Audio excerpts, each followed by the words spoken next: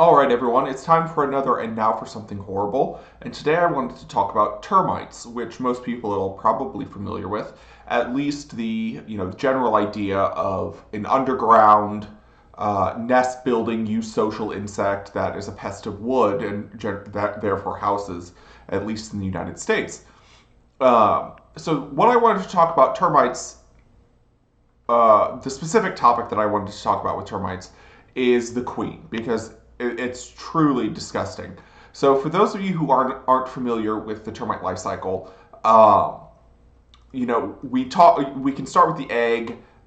It hatches into kind of a proto nymph, which becomes specialized based off of a series of hormones and diets. They either become a worker, which are number 4 here, which is what maintains the nest. They do all the foraging, they do all the cleaning, they do all the building.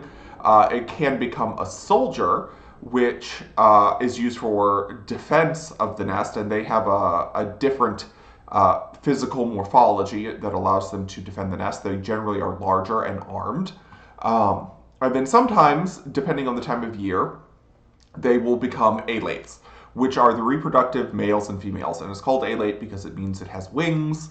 After the mating flights, the wings will fall off because the female will use those flight muscles for extra energy. So on number 7 here, the wings have fallen off. The male and female will mate for life, and they will form a nest together after their wings fall off. And the queen will become very large.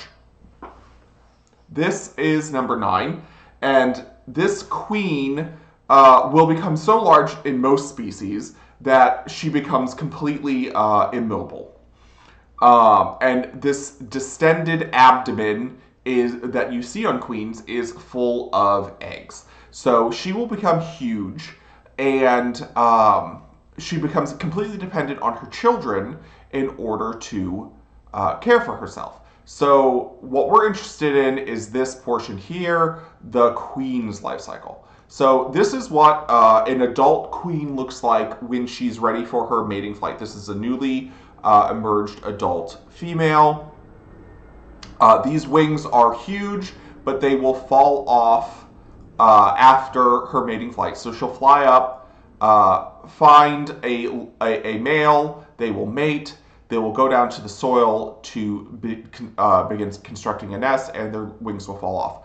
Frequently, after mating flights, you will find, if there are termites in your area, you will find a lot of these wings just kind of blowing around in the wind. And you might be thinking, what are these? They're termite wings.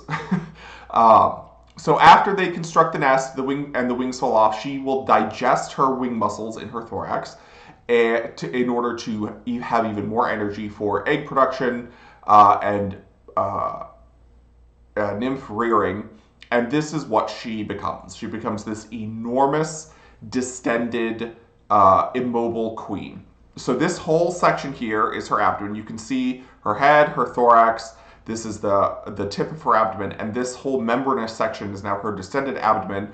All this white in here is her ovaries. They become enormous, full of fat and vitellogenin in order to lay eggs constantly. And she will lay eggs basically once every 3 seconds. An egg will come out of her. She will not be able to care for herself. So initially it's the king termite that helps take care of the eggs. But then once those hatch and there are new workers, they begin tending to her. And the cycle continues with her constantly laying eggs and the workers attending to her needs. What is so disgusting about this in particular is, one, she's huge. And it's hard to describe how huge she is. So these are the soldier ants, or soldier termites. These are the major workers. And this is the queen. So obviously she is huge compared to her offspring. If you are not familiar with how small termites are, this is actually enormous. So if you look at what this looks like in someone's hand, you can tell this queen is several inches long, just absolutely enormous. And she will live like this, producing an egg every 3 seconds for up to 50 years. Just incredibly long-lived. Where she basically can't move. or do anything for herself for 50 years. She is fed, she is groomed. All she does is produce eggs. The king will live a long time as well, and he will mate with her for his life. He will not live as long as her, in which case she will produce new kings that will continue to mate with her. Eventually, she will go through a menopause, or what you can call a menopause, and her fertility declines or stops, in which case her children kill her and replace her, or the colony will die out. So that is the horrible life of this absolutely disgusting, several-inch long, egg and fat-filled insect. And now you know, so you definitely don't want termites in your house, and this is one of the many reasons why. Talk to you later.